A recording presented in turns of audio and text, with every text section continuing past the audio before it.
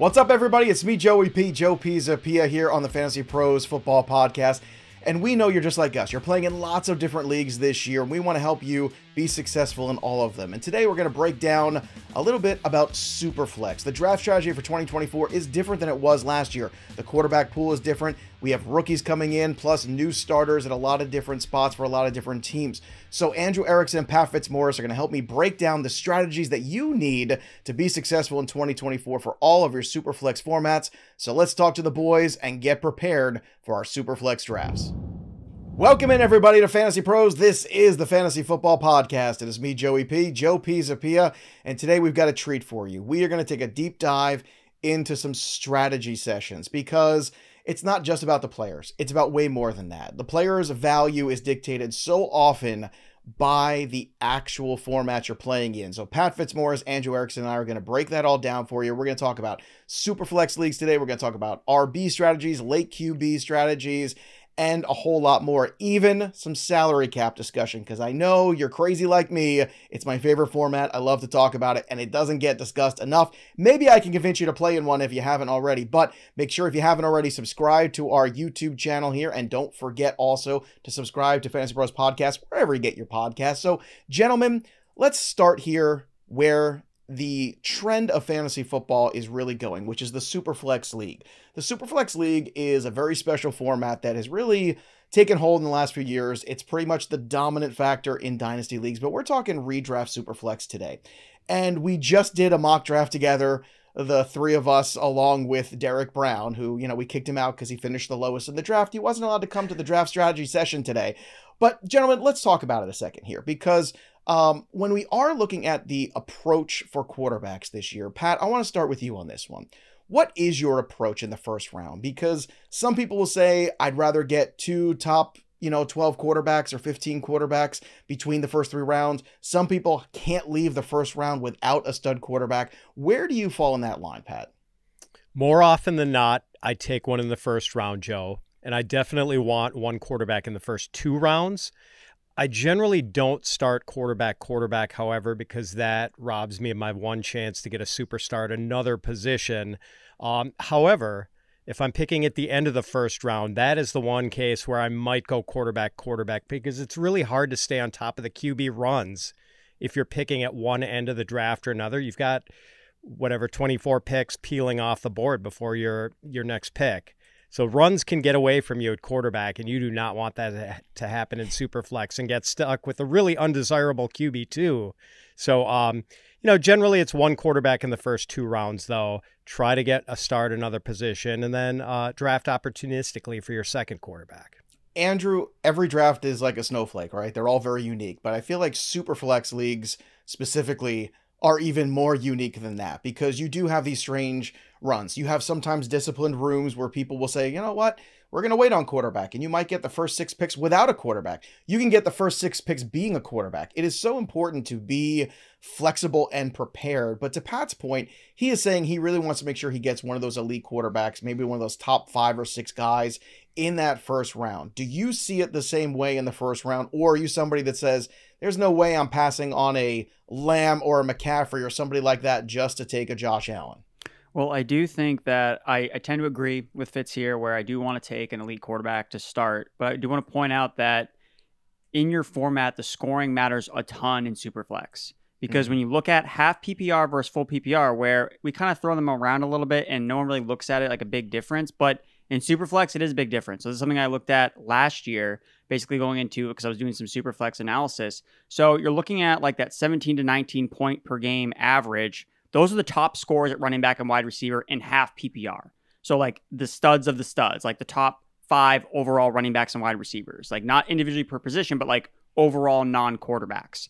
So it's a lot harder for those position players to make up ground in half PPR. But in full PPR, it's different. Last year, inside the top 4 scores overall, it was Josh Allen, and then 2 wide receivers, Tyreek Hill and CeeDee Lamb, and then Christian McCaffrey. So like you're having in full PPR, these skill position players putting up as many points as some of these quarterbacks. So that's something you have to keep in mind, that yes, there is an emphasis placed on, because now you can start 2 quarterbacks, and quarterbacks tend to have a higher floor just because they touch the ball in every single play. Like that just naturally gives you a higher floor. So there's less volatility. But again, inside those top 12 wide receivers, top 8 in full PPR, like those players are putting up the same points as these QB2s that you're probably reaching on. So that's something that you have to keep in mind. So again, going back to the original question, in half PPR, yes, I really do want to get an elite quarterback, but if I'm not picking inside the top 7, I'm open for business. Like, give me the best wide receiver, give me the best running back. And then in full PPR, it's like, if you feel like you're reaching on a Derek Carr-esque quarterback and you're staring at like Jahmyr Gibbs or like one of these really exciting skill players, don't take the quarterback. Like, take one of these guys you're super excited about and don't anchor yourself to a sub-bar passer. Let's talk about core roster strength for a second here. Pat, would you rather be going into a Superflex league this year with, say, Patrick Mahomes, Puka Nacua, and maybe Derrick Henry in the 3rd round? Or would you rather be going in with like something like I started with, which was CD Lamb in the 101 pick, and then Kirk Cousins and Jared Goff? Because otherwise you're going to have to wait on Mahomes in the 4th round if that's your only quarterback. You are going to be into that Baker Mayfield and below tier potentially when it comes back to you in maybe the 4th or 5th. I think I would lean towards the Mahomes side of that, Joe. Okay. Although I do think the other side is, like the other option is palatable, and you get that great anchor at wide receiver with CD Lamb. But I do think that maybe limits your top end potential a little at quarterback every week, just because you're not getting a lot of rushing potential out of those guys. So I don't know. I mean, like I want a little more ceiling out of my quarterbacks than you get with those two, I think. Andrew, I made the statement last year in 2023 that it was really imperative to be aggressive at quarterback last year. There were a lot of rookies, a lot of second-year starters, a lot of unproven talent at quarterback. This year feels a little bit safer to me when you look at the pool overall, the way the quarterbacks have landed, and also the rookies that have come in. I think our ability to look at Caleb Williams and Jaden Daniels and guys like that as week 1 starters that seem very fantasy viable to us. Do you see it the same way, where maybe, just maybe, you can be a little bit more patient at the quarterback position year over year? I think you can. I really like, just like, I know we're not talking one quarterback leagues, but I really like the late round approach, and there's still late round values at quarterback because, again, you can look at ADP for Superflex. It's never going to be what it is because the ADP is a wild, wild west because it depends on when quarterback runs happen. And that's what makes Superflex so fun, because we're not anchored to ADP that millions and millions of people have been like drafting and mock drafting and doing these best ball drafts.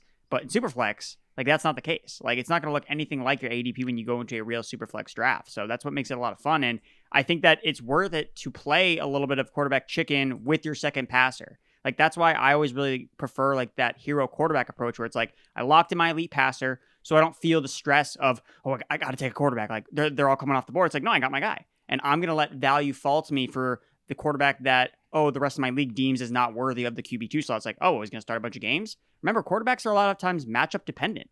So, like, I kind of like cycling my quarterback too between, like, I took a couple guys who has a good matchup this week. That's who I'll start in my Superflex spot because I know I have my locked-in anchor guy as the first person I took. Pat, I look at the board at quarterback and I say 20 deep at quarterback, I feel pretty decent. Towards the end of that run, you're looking at the Staffords, you're looking at Baker Mayfield coming off a strong year last year, very solid for him. That feels about right to me. After that, it does get a little tenuous. Do you see the pool looking the same where, yeah, you know what, maybe if you ended up with a Trevor Lawrence and, perhaps a Kirk Cousins, that you could live with that if you had fantastic skill set positions? It does feel like the pool is deeper this year, Joe. Like, I was looking at 2023 ADP and I thought there were maybe 8 to 10 quarterbacks I was real comfortable with. And this year, I think it's more like 12 to 16. And then there's that class that you were talking about, guys like Matthew Stafford, Kirk Cousins, Baker Mayfield. Like, I've got Justin Herbert, QB 17, I think, in my rankings this year, and Matthew Stafford, QB 18. Like, that's going pretty deep into the rankings and finding really good quarterbacks. And I'm probably comfortable with a few of the guys beyond that too. So yeah, I'm seeing what you're seeing. Well, I think you have to be prepared for that because you never know when a run's going to happen in the Superflex League on quarterbacks. Again, sometimes people are very disciplined. Even in the first round, they'll take the quarterbacks, and then all of a sudden you'll see the quarterbacks drift away a little bit and there'll be a lull. Other times, people want to double dip in quarterbacks. You'll see people really panic and all of a sudden that run becomes really crazy. And it's very important to understand the difference of when to take that quarterback, when to take that wide receiver, running back, when to take the best player on the board, not just the player at that position. And Andrew made some great points earlier about just that too, the difference in the half PPR versus the full. Andrew, When it comes to the QB runs, are you somebody that wants to be leading, following, or just kind of watching from afar there and reacting to it? I'm probably going to be a follower, honestly. I know my dad told me never to be a follower, always be a leader. But sorry, Dad, I'm going to be a follower. Because, again, you don't want to get boxed out at quarterback, especially if this is your first one.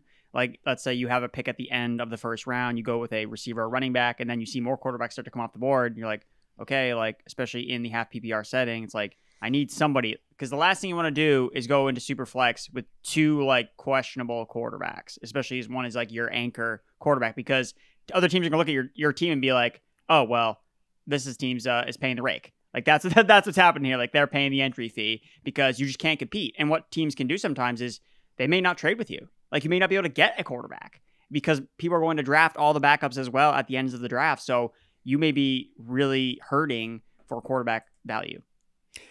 Pat, to you, when it comes to runs, especially on those second-tier quarterbacks, because I think the second-tier quarterbacks are the ones where maybe that's a little bit more, up for debate.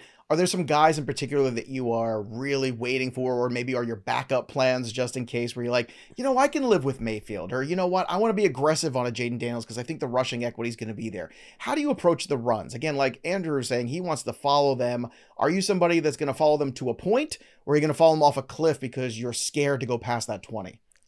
So, you dropped a keyword a minute ago, Joe, anticipate. You do kind of have to anticipate when the QB runs are coming. So I don't really mind being either a leader or a follower as far as the QB runs. Like I'll start them off if I feel there's one coming. And if I'm in the middle of one and it would really stink to get off a certain tier without getting one of the quarterbacks from that tier, then I'll jump on the train and be a follower. So, and there are certain guys, like I really like Jaden Daniels a lot this year. Like, I mean, he's, I think I've got him QB 10 right now, maybe QB 11. So, like, I am zeroing in on him as my QB 2, I think, in Superflex. But if I don't get him, man, I don't know how much further I want to go past QB 18 for that second guy. I really like Stafford as my QB 2 is just fine. But I don't know if I really want to get into and Baker Mayfield, I guess. I think he's my QB 19. I'd be fine with him. I don't know if I want to drop down into the Russell Wilson, Daniel Jones tier. No, it doesn't feel like that's a warm, fuzzy place to be. Not for me, at least. Andrew, we talked a lot about quarterbacks here, but like obviously you're playing other players too. I understand it matters PPR versus half PPR, but really when you're talking about Superflex leagues, once you have your quarterbacks kind of locked in something, that you feel comfortable with, when you're looking at the rest of your roster, are you somebody in Superflex leagues that if you have those two quarterbacks, let's say you got two guys in the top 15 you feel really good about.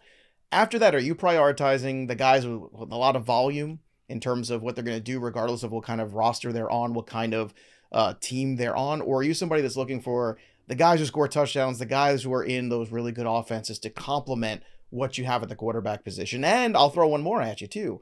Are you ever looking specifically to pair some of those skill position players with your quarterbacks, or is that just something you let fall in your lap?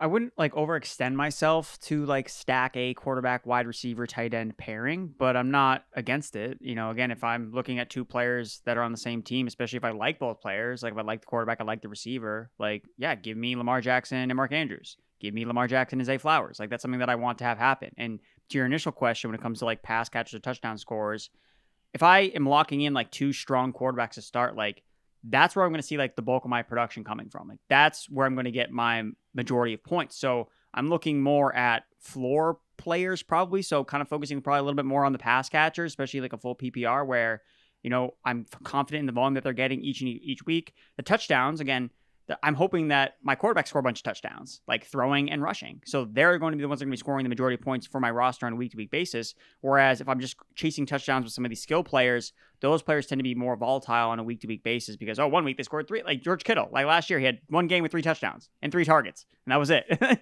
So he was really up and down. So that would be someone that I probably wouldn't gravitate towards as much, given that I already feel really strong about my two quarterbacks kind of anchoring my team and scoring the majority of points. Pat, last year there was a lot of attrition at the quarterback position, a lot of injuries, a lot of different guys taking snaps at the quarterback position. Does that force you in 2024 in your mindset to be perhaps searching for that third quarterback too? And if so, when do you pull the trigger on that, especially on a guy like a Justin Fields, who at some point could take over that job? and could be a huge difference maker in fantasy if he plays well. Yeah, I mean, ideally, I want a guy who's playing. The only thing I'm worried about with Fields is that it's possible if Russell Wilson plays well that Fields is sitting a majority of the season and isn't around for the bye weeks when you need him. Well, anything's possible if Russell Wilson plays well enough to keep his job in Pittsburgh. A great discussion about the Superflex Leagues this year. Again, one of my absolute favorite formats. Actually, who am I kidding? It is my favorite format to play. Hope you enjoyed that draft strategy session. If you want to hear more draft strategies, click on the next video to take you through all of the great strategy sessions we sat down and had in this past week to help you get prepared for all of your 2024 fantasy leagues. That'll do it for me, Joey P. We'll see you next time, kids. Happy drafting.